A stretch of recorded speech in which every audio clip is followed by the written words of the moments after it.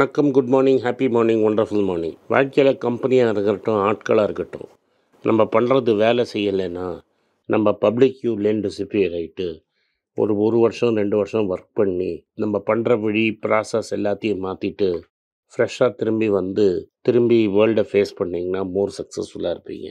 In fact all successful people ten to do this. எல்லா successful பீப்புளும் இதை கரெக்டாக பண்ணுவாங்க.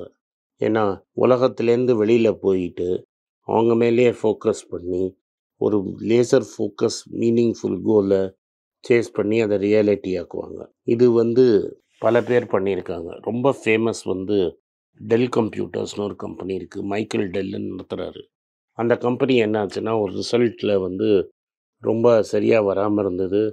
எல்லா ஷேர் ஹோல்டர்ஸும் கத்திட்டு இருந்தாங்க. எவ்ரி குவார்ட்டர் ரிசல்ட் நல்லா இல்லைன்னு ப்ரெஷர் இருந்தது. அப்போ மைக்கேல் டெல் என்ன பண்ணார்னா, கிரேட் லேக்ஸ்னு ஒரு ப்ரைவேட் ஈக்விட்டி ஃபர்மோடு சேர்ந்து அவுட்ஸ்டாண்டிங் ஷேர்ஸ் எல்லாம் திரும்பி வாங்கி கம்பெனியை ப்ரைவேட் ஆக்கிட்டார்.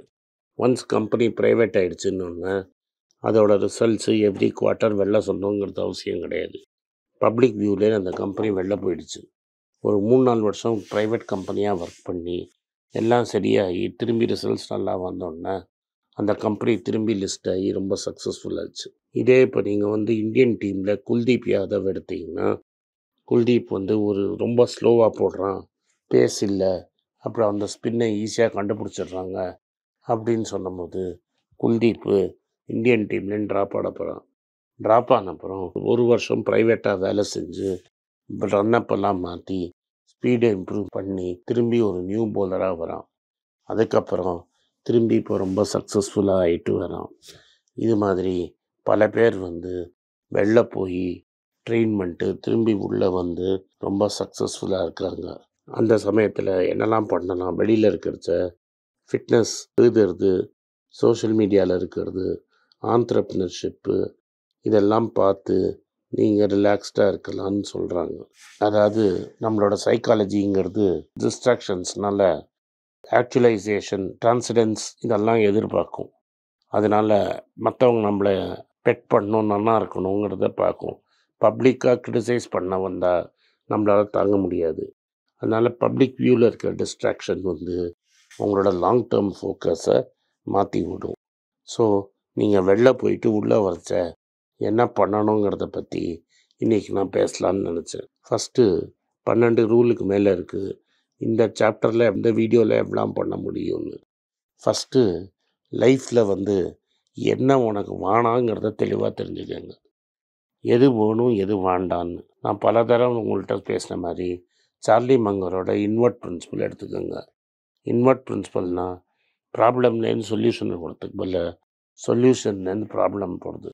வாழ்க்கையில் எது வேணும் எது வேண்டான்னு நம்மளுக்கு தெரியணும். எது வேண்டான்னு உங்களுக்கு நல்லா தெரிஞ்சுதோ அந்த பக்கம் போகாமல் இருந்தீங்கனாலே ஃபஸ்ட்டு ஸ்டெப்பு எடுத்து வச்சிட்டிங்க. அதனால் இதை வேண்டாம் அப்படின்னு ஒரு பாசிட்டிவ் ஃபியர் மெக்கானிசம் இருந்தாலே உங்கள் லைஃப்பில் கிக் ஸ்டார்ட் பண்ணும். அதனால் இந்த மாதிரி எது வேண்டான்னு தெரியறதுனால நம்ம லைஃப்பில் நம்மளுக்கு என்னெல்லாம் ப்ராப்ளம்ஸ் இருக்குது அப்படின்னு தெரியும். அந்த ப்ராப்ளமே ஆப்பர்ச்சுனிட்டியாக மாற்றி சிச்சுவேஷனை மாற்றுறதுக்கும் அதை சொல்யூஷன்ஸுக்கும் கொண்டு வரத்துக்கு ஒரு ரூட்டு கிடைக்கும். அது மாதிரி இந்த ஆன்டிவிஷன்லேருந்து உங்களுக்கு ஒரு ப்ராடக்ட்டும் ஒரு சர்வீஸும் கிடச்சிதுன்னா அதில் நீங்கள் லாங் டேர்ம் கான்சன்ட்ரேட் பண்ண ஆரம்பிச்சிங்கன்னா, டிஸ்ட்ராக்ஷன்ஸை கம்மி பண்ணிங்கன்னா, அப்போது நீங்கள் ஒரு கிளியர் விஷன் பண்ணலாம். இந்த விஷன்னா இந்த பாதை எனக்கு ஒர்க் அவுட் ஆகுது, இந்த பாதை எனக்கு வேண்டாம், அப்போ எந்த பாதை வேணுங்கிறது உங்களுக்கு பக்காவாக தெரியும். கான்ஸ்டண்ட்டாக அந்த ஐடியாவை ரிஃபைன் பண்ணி உங்களோட விஷனை ஐட்ரேட் பண்ணி find better versions of this. இந்த விஷனை நீங்கள் கொண்டு வந்தீங்கனாலே உங்களோட ஆக்ஷன்ஸுக்கு ஒரு மீனிங் கிடைக்கும். லைஃப்பில் உங்கள் டிஸ்ட்ராக்ஷன்ஸ் குறையும். அதே மாதிரி உங்களோட விஷனுக்கும் ஆன்டி விஷனுக்கும் நடுவில் ஒரு பிரிட்ஜ் மாதிரி ஒன்று இருக்கணும். அது உங்களுக்கு ஒரு மிஷன் மாதிரி இருக்கணும்.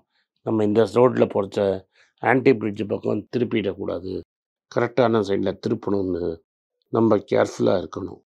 இது விஷனை உங்களோட மீனிங் டு லைஃப் கொண்டு வரணும். அதுதான் உங்களோட ஆக்டை கேதர் பண்ணணும். அதாவது மிஷனுங்கிறது என்னென்னா உங்களுக்கு என்ன வேணுங்கிறது கிளியராக நீங்கள் சொல்கிறது. அதனால் உங்களுக்கு எந்த இடத்துல போகணுன்னு தெரிஞ்சோடனே அந்த இடத்த நோக்கி போகிறச்ச அதோட அலைன் ஆகாத எனி ஆக்ஷன் வந்து நீங்கள் டைம் வேஸ்ட் பண்ணுறீங்கன்னு எல்லாம் தெரியும். அதனால் அந்த மிஷன் ஃபுல்லாக நீங்கள் உள்ளே உள்வாங்கினீங்கன்னா எதை அவாய்ட் பண்ணணும், எதை விடணும்னு தெரியும். எதை பண்ணணுமோ அதை பற்றி உங்களுக்கு ஆப்பர்ச்சுனிட்டியும் தெரியும், அவேர்னஸும் தெரியும். ஒன்ஸ் இது வந்துடுச்சுன்னா அதுக்குன்னு வேணுங்கிற ரிசோர்ஸஸ் ஹையர் பண்ணி நீங்கள் ப்ராப்ளமை சால்வ் பண்ணலாம். பட் இதில் மெயினாக இந்த ட்ரான்சென்ட் அதெல்லாம் அப்புறமா மெயினாக வந்து நீங்கள் வந்து ஹை ஸ்டாண்டர்ட் செட் பண்ணணும். உங்களுக்கே எக்ஸ்ட்ராடினரி ஹை ஸ்டாண்டர்ட் செட் பண்ணிங்கன்னா தான் கொஞ்சம் சக்ஸஸ் வந்தோடனே உங்களுக்கு காம்ப்ளசன்சி போயிடும். காம்ப்ளசன்சின்னா நம்மளை விட்டால் எங்கே போவாங்க, நம்மளுக்கு தான் எல்லா விஷயம் தெரியும்னு நினைக்கிறது. அதனால் ப்ராப்ளம்ஸை ஐடென்டிஃபை பண்ணேன்னா கேட்டஸ்ட்ரஃபிக் ரிசல்ட்ஸ் வரும். அதனால் உங்கள் மேலே உங்களுக்கு நம்பிக்கை இருக்கணும், உங்கள் எபிலிட்டி மேலே உங்களுக்கு நம்பிக்கை இருக்கணும். என்ன வந்தாலும் நான் சுச்சுவேஷனை மாற்றிடுவேன்னு உங்களுக்கு தெரியணும். அதே மாதிரி உங்களோட லைஃப்பை வந்து நீங்கள் ஒரு லாங் டேர்ம் கோல் ஃபிக்ஸ் பண்ணியிருக்கீங்க இந்த இஷ்யூ மாதிரி. பட் உங்கள் ஷார்ட் டேர்ம் கோல்ஸ் என்ன, லாங் டேர்ம் கோல்ஸ் என்னன்னு சொல்லி அதை கரெக்டாக மேனேஜ் பண்ணுங்கள். அவங்க கோல்ஸுக்கு வேணுங்கிற ரிசோர்ஸஸ் வந்து எக்ஸிஸ்டிங் ரிசோர்ஸஸ்லேருந்து எடுத்து போட்டு தான் நீங்கள் கோல்ஸை போகணும். வேறு எங்கேயாவது டிஸ்ட்ராக்ட் ஆகிச்ச நீங்கள் அதுக்கு போகக்கூடாது, பண்ணக்கூடாதுன்னு.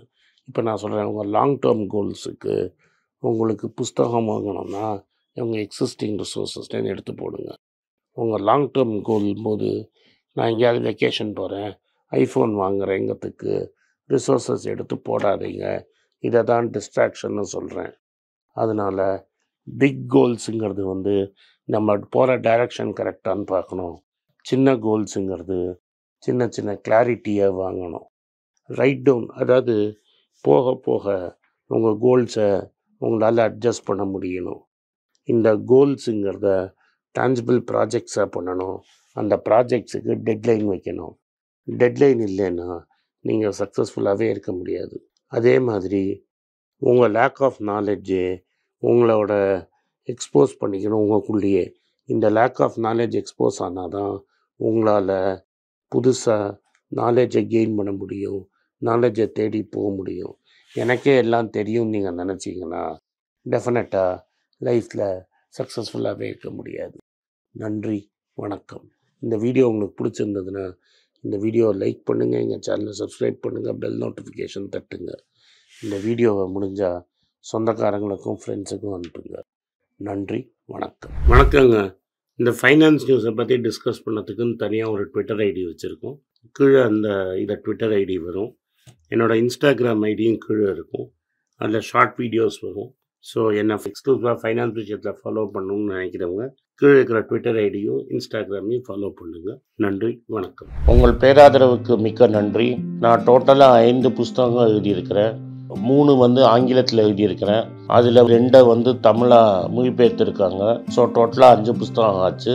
இந்த 5 புஸ்தகத்துக்கு ஹார்ட் காப்பி வேணும்னா நீங்கள் கீழே இருக்கிற வாட்ஸ்அப் நம்பருக்கு மெசேஜ் அனுப்பிச்சிங்கன்னா எங்கள் டீம் உங்களை கான்டாக்ட் பண்ணுவாங்க.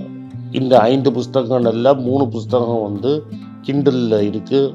அமேசானில் கிண்டலில் வாங்கணும்னு ஃபீல் பண்ணுறவங்க நேராக கிண்டலில் வாங்கிக்கலாம். தமிழ்லேயே யாராவது ஃபைனான்ஸ் நியூஸ் படிக்கணும்னு ஃபீல் பண்ணிங்கன்னா தயவுசெஞ்சு moneypage.com விசிட் பண்ணுங்கள்.